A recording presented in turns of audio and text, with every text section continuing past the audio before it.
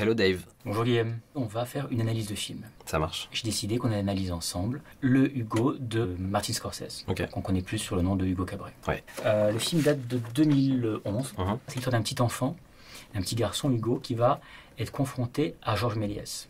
Georges Méliès, tu le sais bien, dans l'histoire du cinéma, c'est le papa, c'est l'origine du cinéma avec les Frères Lumière en France, même pour le monde entier, vu que le cinéma est né en France, Hugo. On peut le dire. On va dire.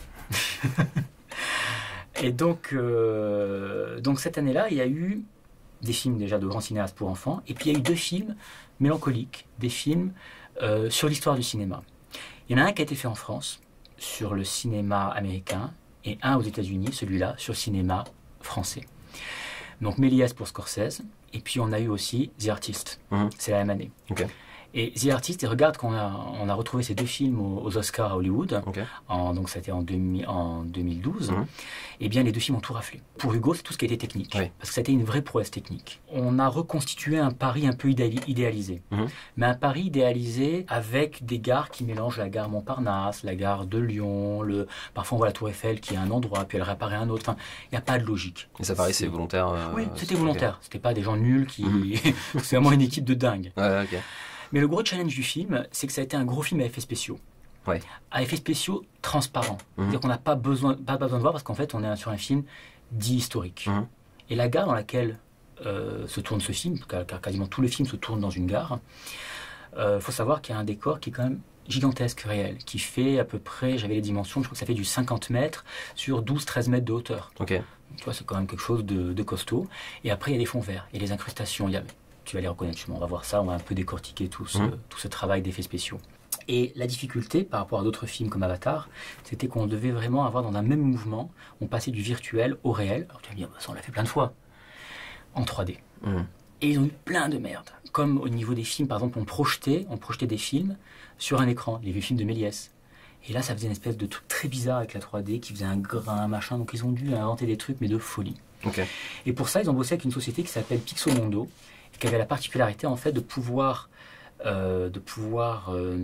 avoir des studios dans le monde entier. Donc Scorsese le matin avait une idée sur un plan, à LA il commençait à faire les effets, ça continuait au Japon, en Chine, en Europe. Comme ça sur 24 heures. Exactement. Et c'est ce qui a fait qu'ils ont pu en fait faire les effets en quelques mois. Il y a d'autres sociétés assez intéressantes qu'on bossait avec. C'est une société qui est assez drôle.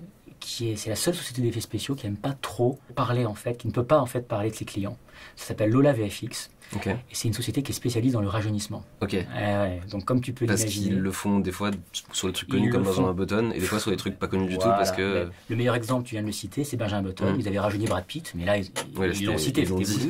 Là ils ont aussi rajeuni Méliès pour les séquences où l'acteur est jeune. Mais il y a aussi des films, il y a des petits clips de vieilles chanteuses, il y a des... je ne cite aucun nom. Il y a des pubs, il y a plein de choses pour lesquelles pas Envisage, mais Lola VFX a beaucoup aidé. Alors, cette ouverture, ça parle de quoi? C'est un petit garçon qui vit seul dans une gare, j'ai l'impression. J'imagine qu'il est orphelin. Tout à fait. Qui vit dans une horloge, donc il est assez... il vit dans les coulisses, on va dire, ou je sais pas comment on pourrait dire, de la gare, donc ils sont plutôt liés à des trucs d'horloge, donc de mécanique. Par héritage, en fait. Il a un petit carnet, t'as vu que sur ce carnet, il y a un automate qui est dessiné. C'est l'automate, en fait, qu'il a hérité de son père. Son père, qui est joué par Jude Law, qui est décédé. Et cet automate, il vole des pièces à son marchand de jouets pour le réparer. Donc là, je te donne une petite clé supplémentaire. J'ai l'impression qu'il y a un côté aussi un peu Amélie Poulain dans le côté... sur les mini-trucs où il montre le journaliste, le mec qui vend les journaux et la dame au café qui essaie de se rencontrer mais qui n'y arrive pas. Et lui qui observe ça et tu sens qu'il va arriver à régler les problèmes des... Pour Jean-Pierre Jeunet, Amélie Poulain, c'est son Madame Bovary. C'est lui, en fait. Là, au fond, peut-être c'est Hugo, c'est qui? C'est un metteur en scène. Quand tu dis qu'il va régler les choses, moi je dirais qu'il met en scène derrière sa caméra horloge. La musique du film, c'est Howard Shore. Je ne sais pas si tu te rappelles de qui c'est Howard Shore. C'est celui qui a fait toute la musique du Seigneur des Anneaux et qui a travaillé avec Scorsese sur Aviator, sur d'autres films.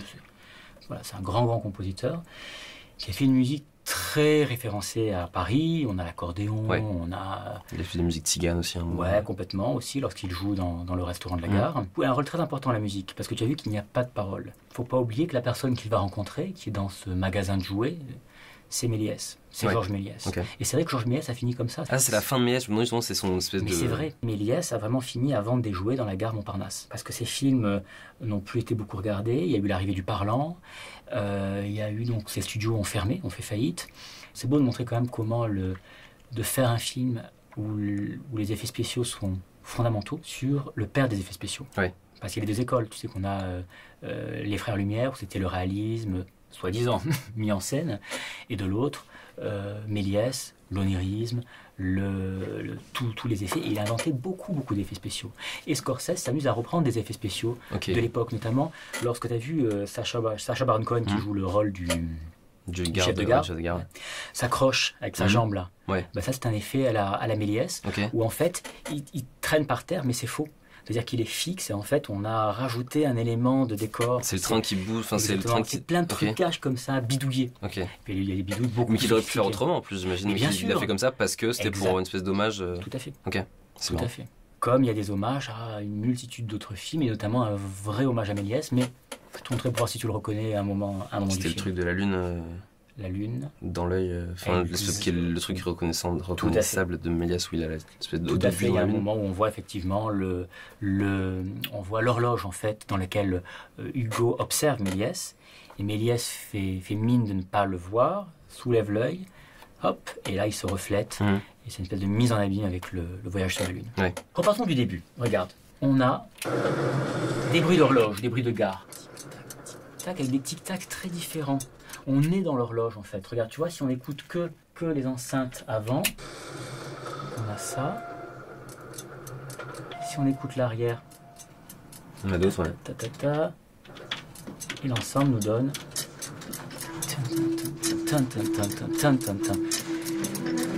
Cette mécanique, c'est quoi? C'est certes la mécanique de l'horloge, mais c'est aussi la mécanique de la première caméra. C'était un forain Méliès. Il a fabriqué sa caméra avec des pièces de l'automate. Okay. C'est pour ça que lorsqu'il lui montre le carnet, il lui dit mais d'où il vient ce carnet? Et tu es un voleur et un menteur. C'est pour ça que je te dis qu'en fait horloge égale caméra.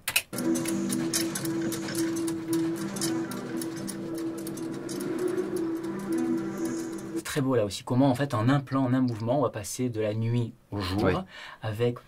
Je sais pas si tu as fait attention, on a des petits bruits électriques très doux. Ils sont là, sur les côtés. Ouais, c'est genre l'électricité des lampes, des lumières de l'époque, de Paris qui vient d'arriver. Complètement. La lumière dans Paris. Et là, nouveau plan, deuxième réel plan du film, qui est toujours en synthèse. La Tour Eiffel, plan absurde où on voit une gare qui ressemble beaucoup à la gare de Lyon. Notamment avec son horloge. Et là, qu'est-ce qu'on entend? Un train. Un début de train, Mais un train qui s'harmonise dans la musique. Un train qui entre en gare. Oui.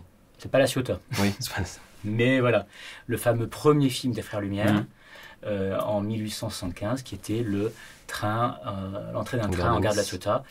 Et ben il commence son film, encore, en faisant un hommage non pas à Méliès, mais à Lumière, mais à l'origine même de l'histoire du cinéma, et en harmonie avec sa musique. On va avoir, par les horloges, le thème de Méliès. Je dis que c'est le thème de Méliès parce que c'est le thème c'est un thème qu'on a au piano, et c'est un thème mélancolique qui reviendra au piano, à l'instrument le piano, chaque fois qu'on voit Méliès. Écoute.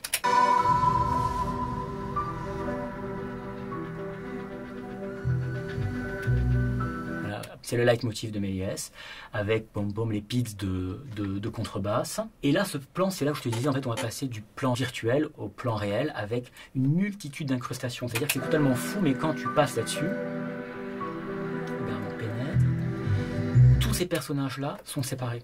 Ils ont été tous enregistrés sur fond vert. T'en as qui marchent sur des tapis roulants verts. Il fallait vraiment que chacun soit séparé pour pouvoir travailler sur... Et en fait, il y avait de la motion control.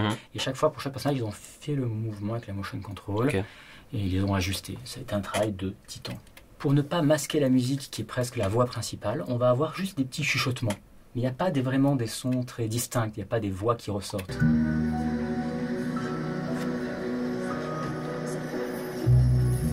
Tu vois, c'est comme ça, les petits chuchotements, avec le petit grincement du vélo. Et là, fais attention, tu as vu, on avait ce thème de Méliès. Le thème de Méliès va se poursuivre, mais avec un autre instrument, l'accordéon. Hugo, son instrument, c'est l'accordéon. Qui va être l'instrument qui va dans son thème. Tout à fait, exactement. Et le thème va naître lorsqu'on va remonter vers l'horloge. Écoute bien la transition.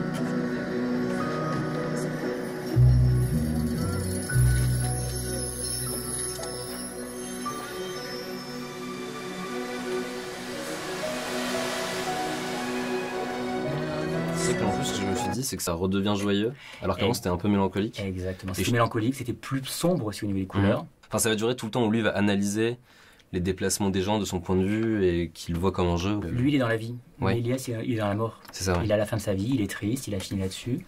Alors que lui, il grouille de vie. Et lui, en fait, il est la nouvelle génération de cinéastes.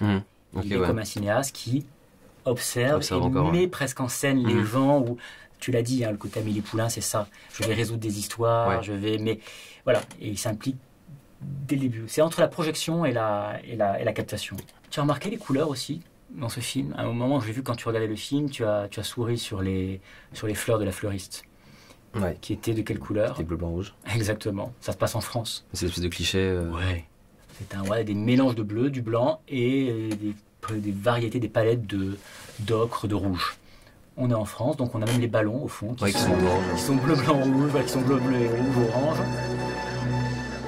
On monte dans l'horloge. Alors tu vois, par exemple, tout le décor est réel, mais tout ce qui est au niveau des vitres, c'est du fond vert et c'est de l'incrustation.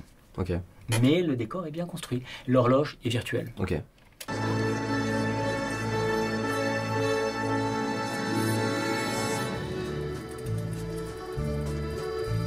Et là, tu as vu, l'accordéon est bien plus présent.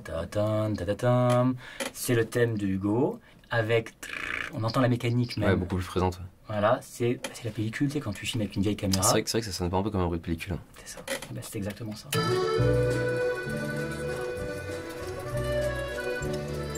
Et c'est comme le shutter, regarde. Il est au milieu. Donc c'est vraiment, c'est l'idée de la pellicule. Le danger, et c'est filmé comme un cinéma muet. Pas de dialogue. C'est ce que je me suis dit même à la fin quand le truc se termine, quand l'intro se termine, l'intro pourrait quasiment exister d'elle-même en fait. C'est la journée typique du Gokabé. Ouais, c'est ça. Il se lève, il faut pas qu'il soit repéré parce qu'il est orphelin, sinon il va finir à l'orphelinat, et il doit son métier. On va voir plus tard, hein, c'est par son oncle. Mais il doit réparer toutes les horloges de la gare puissent fonctionner, puissent être fonctionnelles. Mais lors de cette journée particulière, il y a un accident. Alors qu'elle arrive à chaque fois à voler des pièces pour réparer son automate, là, son carnet lui est volé par Méliès. Donc on comprend tout simplement qu'il y a 1h45 de film qui suit derrière. Oui, ça, il y a un enjeu qui va y mettre en enjeu. Sinon, tu l'as dit, c'est un film en lui-même, c'est un court-métrage. Et là, il surbruite. Ouais, c'est marrant ce que je me suis dit aussi. C'est surbruité parce qu'en fait, justement, il focalise. Ouais, tu sais, c'est l'œil qui fait le gros plan. Parce qu'on va retrouver cet élément-là, j'imagine, à plusieurs films. On va le retrouver et il est très dangereux. Et lui, c'est la personne qui va l'enlever de ce monde. Est-ce que le fait que le chien lèche ce truc-là, on va le retrouver à la fin où ça va handicaper, il y a plein de trucs comme ça. C'est la jambe, oui, c'est la jambe par rapport à handicapé. Et le fait qu'il aura une nouvelle jambe, justement, aussi, beaucoup plus mécanique, beaucoup plus sophistiquée que celle qu'il a ici. Oui, c'est plus histoire d'être sûr qu'on rate pas ce détail. Exactement. Qu'on voit bien qu'il est handicapé parce qu'après, il va lui courir derrière. Et on voit bien que c'est ce personnage-là. C'est du langage de cinéma muet et en même temps, on utilise le petit son pour accentuer. Alors, la baguette, tout le cliché français. La baguette, plat du jour au pluriel. Et voilà, les fameuses fleurs bleu, blanc, rouge.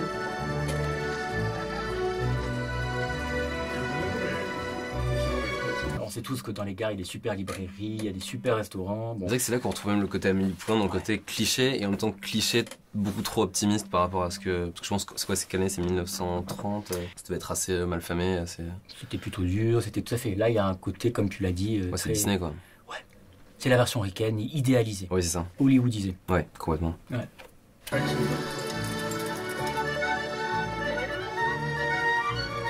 Et tout est justement d'une souplesse. Tu vois, la musique qui est diégétique, qui est dans la fiction, hop, se mélange avec la musique extra-diégétique. Hop, puis on l'oublie. Tu vois, toujours l'œil. C'est vraiment ce que j'ai l'impression qu'il y a très peu de mouvements de caméra. C'est quasiment que des plans fixes. Et pourtant, on a vraiment l'impression de se balader. Ouais. Le rêve, le fantasme un peu de tout cinéaste, c'est de faire un plan séquence. Il y a La soif du mal de encore Orson Welles. Il y a, on peut en citer plein comme ça, des grands plans séquences. De Palma l'avait fait aussi. Et bien là, il le fait. Mais il le fait truqué. Ouais. Il le fait truqué. Ce plan séquence va démarrer d'ici. Il sort de derrière l'horloge. Voilà, regarde bien.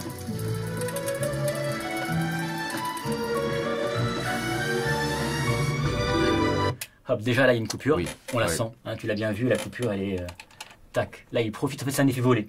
C'est un effet volé ici. 1, 2, 3, 4. Image. Hop, les tuyaux. Paf, on passe à un autre plan. On voit bien que c'est un autre plan. c'est le même.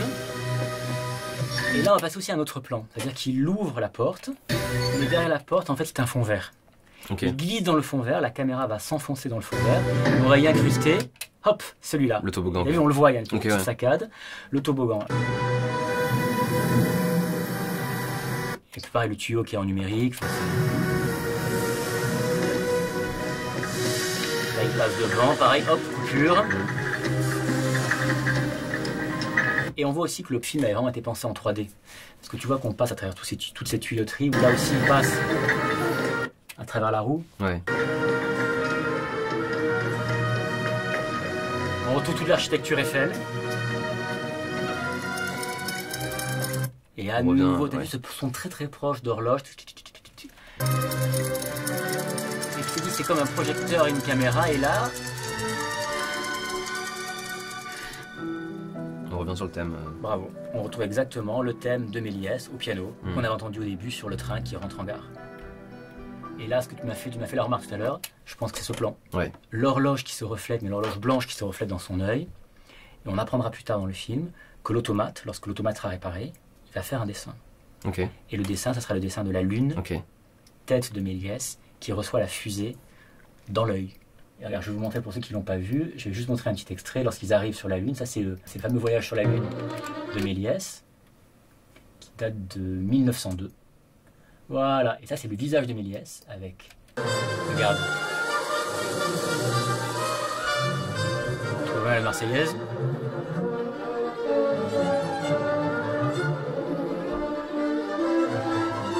Voilà, ce fameux plan. Et là, regarde, il l'observe, et c'est intéressant parce que les autres, on avait quand même le bruit. On avait le bruit du chien, on avait hello, good morning, machin, des petites phrases, des petites choses, des petits indices, comme s'il sonorisait la scène.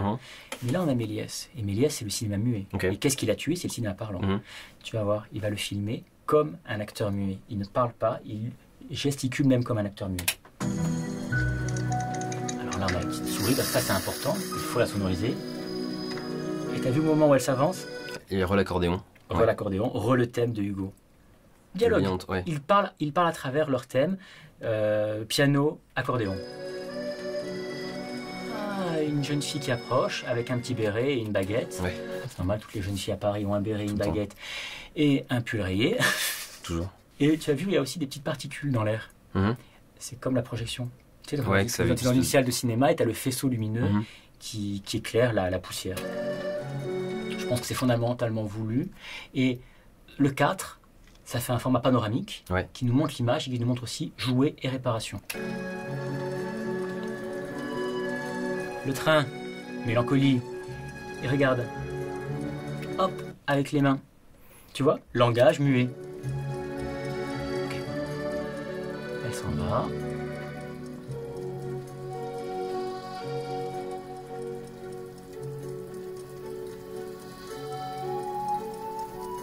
Ça aussi c'est très beau, c'est vraiment une petite subtilité musicale de la part de Howard Shore. Je veux quand même la noter, elle est pas mal. Quand on est sur Hugo, tu disais que quand on arrive dans l'univers d'Hugo, on était sur quelque chose de joyeux. C'est vrai. Et on est là sur un intervalle majeur. Et quand on retombe sur Méliès, on a un intervalle mineur. Tu sais, na na na na, majeur, na na na na, mineur. Écoute.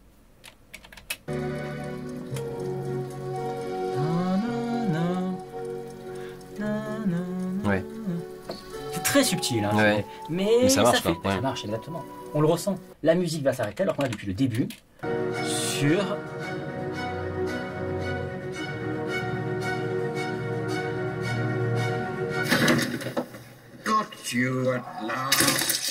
et la musique va réapparaître un peu plus tard. Là, déjà, il lui montre. Voilà.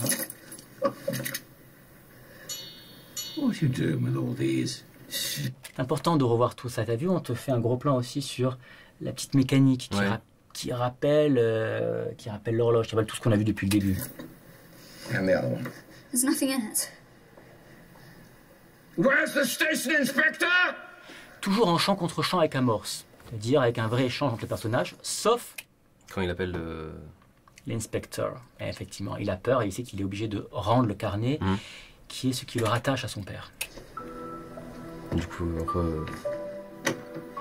mais ce qui est bizarre, c'est que c'est lui qui fait le geste. Et qu'est-ce qu'on entend? Le thème de Méliès. Et pourquoi on entend le thème de Méliès? alors qu'il sort son carnet. Je dirais que c'est parce que le carnet... Mais le carnet, il a lu ou il y a... Et il y a quoi sur le carnet? L'automate qui est à Méliès. Qui est à Méliès. Donc en fait, il est à Méliès, directement. Okay. Il est à Méliès.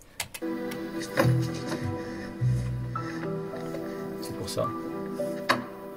Tu as vu, Méliès le voit toujours avec un chant avec amorce, mais lui non. Lui, il pense qu'à son carnet qu'il veut récupérer. Jusqu'au moment où... Mais du coup, il est étonné parce qu'il voit des nouveaux dessins, ça, des trucs qu'il n'a pas dessinés. Des dessins, des choses. Alors après, ça peut être son carnet à lui, ça peut être le carnet du père, en fait, qui a repris l'automate. Mais en tout cas, il va avoir son automate. Ouais, son automate à lui. Il voit son automate. Hein, qu'est-ce que c'est? Et là, ça change. Et là, cette fois-ci, c'est Méliès qui n'a plus d'amorce. Ouais, ou alors l'amorce de son carnet. L'amorce du carnet. Qu'il est en relation. Mais c'est-à-dire, les deux sont chacun de leur côté. Je veux récupérer mon carnet et l'autre, mais c'est mon automate. Tu as remarqué aussi comme le son est très faible. Et là, je voulais aborder une notion de dynamique sonore. La dynamique sonore, c'est la différence entre le niveau le plus faible et le plus fort. Okay. Et dans n'importe quelle œuvre, on a besoin d'avoir de la dynamique sonore. Et là, on a fait justement un son très très faible pour faire un crescendo qui nous vienne sur nous au moment où on va voir le dessin de l'automate et au moment où il recrée le mouvement, il recrée le cinéma avec les dessins. Regarde, il ferme les yeux, il ne veut même pas le voir, il sait. Ça lui rappelle ses vieux démons.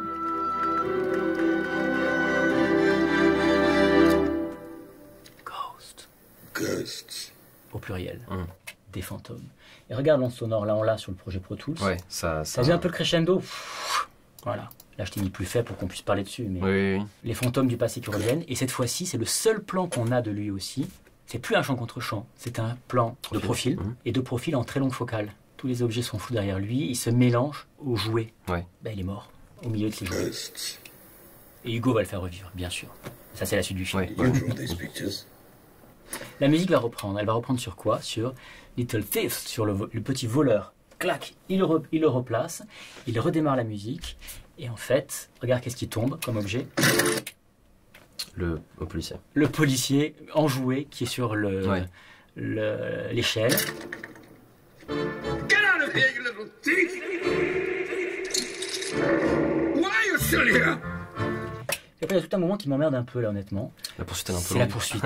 Elle est archi enfantine, tu vois. Clac, clac, clac. C'est pas le meilleur moment de Sacha Baron Cohen, vraiment. En fait, il démarre bien, je trouve. Tu te dis, ça va être un truc un peu absurde. En fait, finalement, après, c'est juste du gag. C'est du gag, c'est du gag. Et là, honnêtement, c'est pas topissime. Voilà, tac, tac, tac. On passe à l'intérieur. Alors, après, je vais dire, c'est presque pour les effets spéciaux que c'est plus intéressant. Voilà, ce plan-là est très intéressant au niveau de la gare. Voilà, celui-là où il traverse tout le quai. Il n'y a que le quai, il n'y a qu'une partie de ce quai avec ces quelques murs qui sont réels. Tout le reste, c'est des incrustations fond vert. Ça aussi, c'est un fond vert. Et bien, on va repasser. En fait, c'est une multitude de couches différentes. Ouais. C'est pour un mec qui fait du VFX, c'est la panacée. Pareil, ça c'est un autre plan, ça, en fait. C'est un autre plan. C'est presque un effet volé et on le voit même parce qu'en fait ça aurait été bien que ça remonte un petit peu. C'est trop net. Il y a trop de netteté. C'est vrai que la fumée, c'est vrai que tout à l'heure qu'elle recouvre complètement le truc. Ça serait mieux en fait. Alors, on peut dire il est très haut, ok. Mais alors pourquoi on a autant de netteté sur le dallage? Souvent le souci en fait avec les effets comme ça numériques. On va tellement faire clean qu'on va tout montrer. Et c'est là où ça fait toc. C'est très bien. Ce dont je te parlais, l'effet version Méliès. Voilà, bon après j'avance aussi. Hein. C'est un peu long tout ça, c'est longué. Il se rend compte qu'il a plus rien. Voilà, sa petite pièce restante. L'automate, et là en fait il est juste sous le drap.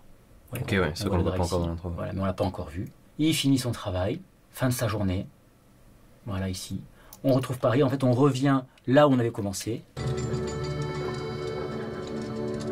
Voilà, en petit Gavroche. Il y a un côté Bossu Notre-Dame aussi, je trouve, dans le côté caché dans les hauteurs du truc. C'est vrai. Oui, il faut pas, et comme tu l'as dit, faut pas qu'on le voit. Faut pas qu'on le voit.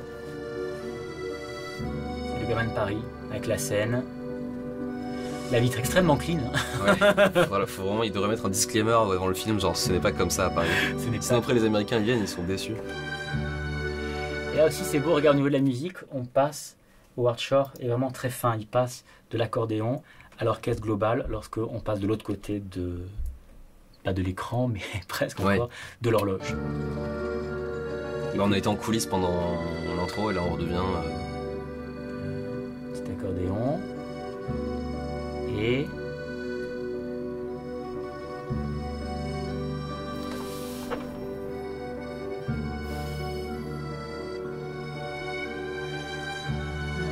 cordes prennent le relais sur le fondu enchaîné. Et voilà la journée de Hugo. C'est pour ça, même je trouve, dans le thème, là, ça, on dirait presque une fin, genre...